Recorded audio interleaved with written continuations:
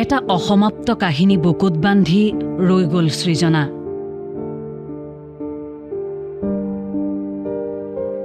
আধৰুৱা ভালপোৱা বুকুত বান্ধি অকলশৰে ৰৈ গ'ল সৃজনা সুবেদী।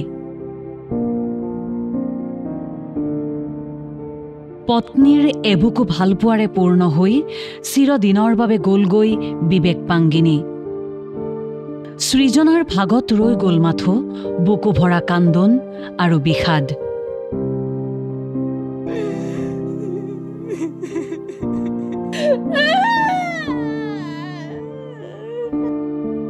তিনি বছৰীয়া যুঁজত কৰ্কটৰ ওচৰত হাৰি যোৱা সৃজনাই কেৱল কান্দিছে।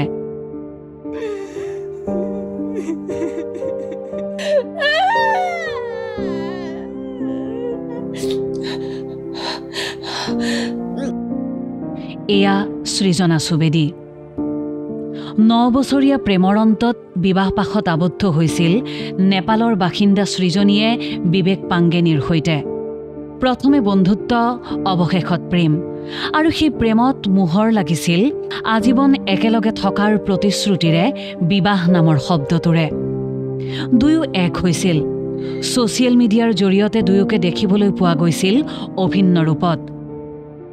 সৃজনাৰ স্বামী বিবেক পাঙ্গিনী পদাৰ্থ বিজ্ঞানৰ ছাত্ৰ। নেপালৰ বাসিন্দা বিবেকে পদাৰ্থ বিজ্ঞানৰ গৱেষণা কৰিবলৈ আমেৰিকালৈ গৈছিল। বিয়াৰ পাছত পত্নীকো লৈ গৈছিল আমেৰিকালৈ। তাতেই হঠাৎ প্ৰচণ্ড মূৰৰ বিষত আক্ৰান্ত হৈছিল বিবেক।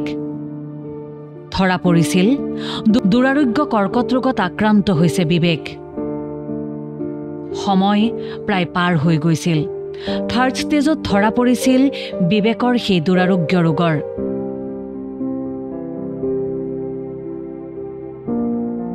সৃজনা সুবেদীয়ে হাৰ মনা নাছিল। হাজাৰ মৰম, হাজাৰ প্ৰাৰ্থনা, হাজাৰ ভালপোৱাৰে প্ৰেমিক স্বামীক সুস্থ কৰি তুলিবলৈ সকলো কৰিছিল সৃজনাই। ছ'চিয়েল মিডিয়াত দেখিবলৈ পোৱা গৈছিল তাৰ বহু দৃশ্য। কিন্তু সেই সৃজনাই আজি কান্দিছে।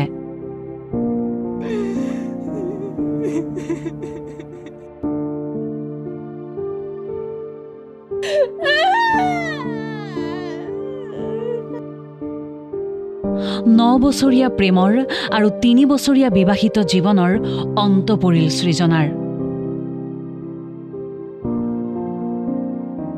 আধৰুৱা ভালপোৱা বুকুত বান্ধি এতিয়া অকলশৰে ৰৈ গ'ল সৃজনা সুবেদী।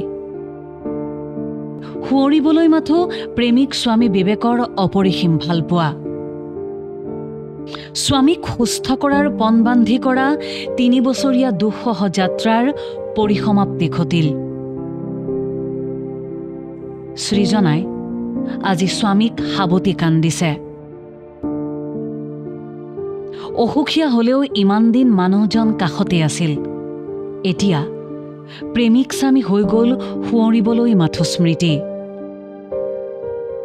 প্ৰেমৰ সন্মুখত মৃত্যুৰ বাহিৰে কোন জিকে? এই প্ৰশ্ন এতিয়া ছ'চিয়েল মিডিয়াত সকলোৰে ৱালত। প্ৰেমিক স্বামী অথবা প্ৰেমিকা পত্নীৰ বাবে হিয়া উজাৰি কৰিব পৰা কোনোবা এজন থকাৰ সমান সুখ হয়তো একো হ'ব নোৱাৰে।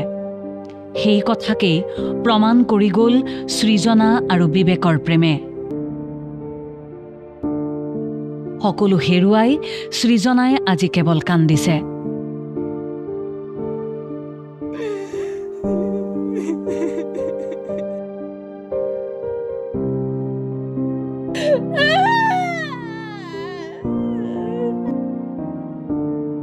সৃজনা আধৰুৱা হৈ অকলশৰীয়া হৈ ৰৈ গ'ল। আৰু পত্নী সৃজনাৰ এবুকু ভালপোৱাৰ হাজাৰ প্ৰাৰ্থনা, হাজাৰ মৰমেৰে পৰিপূৰ্ণ হৈ অজান দেশলৈ গুচি গ'ল বিবেক পাঙ্গিনী। নিউজ ডেস্ক ৰিপৰ্ট, দেশ টুডে।